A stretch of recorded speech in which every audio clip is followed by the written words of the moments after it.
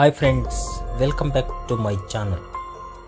ಭಾರತದಲ್ಲಿರುವ ಹೆಚ್ಚಿನ ದೇವಾಲಯಗಳು ನಮಗೆ ಒಂದಲ್ಲ ಒಂದು ಕಥೆಯನ್ನು, ರಹಸ್ಯವನ್ನು ಹೇಳಲು ಪ್ರಯತ್ನಿಸುತ್ತವೆ. ಇಂದಿಗೂ ನಮ್ಮ ಸುತ್ತಮುತ್ತ ಅಂತಹ ಅನೇಕ ರಹಸ್ಯಗಳನ್ನೊಳಗೊಂಡ ದೇವಾಲಯಗಳಿವೆ. ಇವುಗಳು ತಮ್ಮ ವಿಶಿಷ್ಟ ರಹಸ್ಯಗಳಿಂದಲೇ ಪ್ರಪಂಚದಾದ್ಯಂತ ಪ್ರಸಿದ್ಧಿಯನ್ನು ಸಹ ಪಡೆದುಕೊಂಡಿವೆ.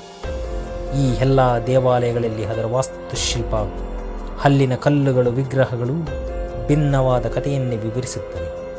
ಇದೇ ರೀತಿಯಾದ ಒಂದು ಅಚ್ಚರಿಯ ದೇವಾಲಯದ ಕುರಿತು ನಾವಿಂದು ಹೇಳಲು ಹೊರಟಿದ್ದೇವೆ.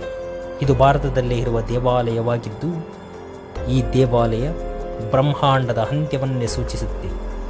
ಈ ದೇವಾಲಯದ ಒಂದು ಕಂಬ ಬಿದ್ದರೆ ನಾವ್ಯಾರು ಭೂಮಿಯ ಮೇಲೆ ಇರುವುದೇ. ಹಾಗಾದರೆ ಬನ್ನಿ ಸ್ನೇಹಿತರೆ, ಈ ದೇವಾಲಯ ಯಾವುದು, ಇದರ ರಹಸ್ಯವೇನು ಎಂಬುದನ್ನು ತಿಳಿದುಕೊಳ್ಳೋಣ.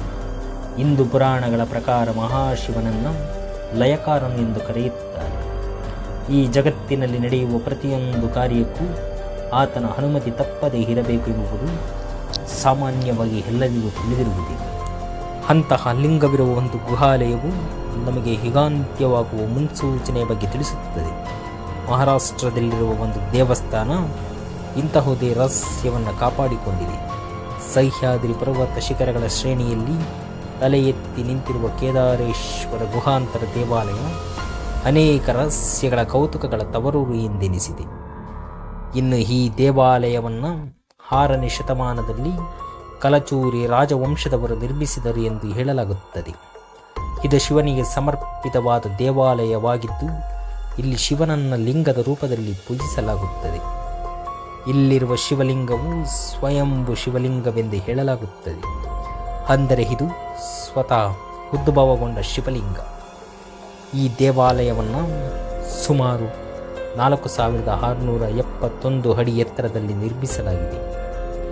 ದೇವಾಲಯದ ಬಳಿ 3 ಗುಹೆಗಳಿದ್ದು, ಇದರಲ್ಲಿ ಬಲಭಾಗದ ಗುಹೆಯಲ್ಲಿ 5 ಅಡಿ ಶಿವಲಿಂಗವಿದ್ದು, ಈ ಶಿವಲಿಂಗವು ಮಂಜುಗಡ್ಡೆಯಿಂದ ಕರಗಿದ ತಣ್ಣನೆಯ ನೀರಿನಿಂದ ಆವೃತವಾಗಿದೆ.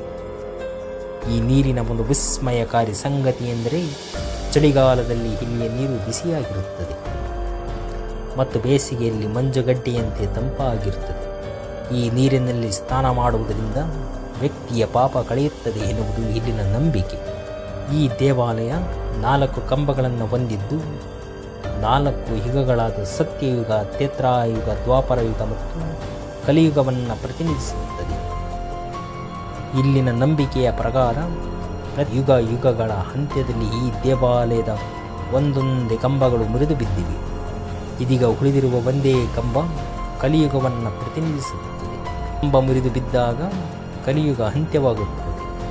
ಇದಲ್ಲದೆ ಬದಲಾಗುತ್ತಿರುವ ಕಾಲಕ್ಕೆ ತಕ್ಕಂತೆ ಈ ಕಂಬಗಳು ತಮ್ಮ ಎತ್ತರವನ್ನು ಬದಲಾಯಿಸುತ್ತಲೇ ಇರ್ತವೆ ಎಂಬ ನಂಬಿಕೆಯೂ ಇದೆ.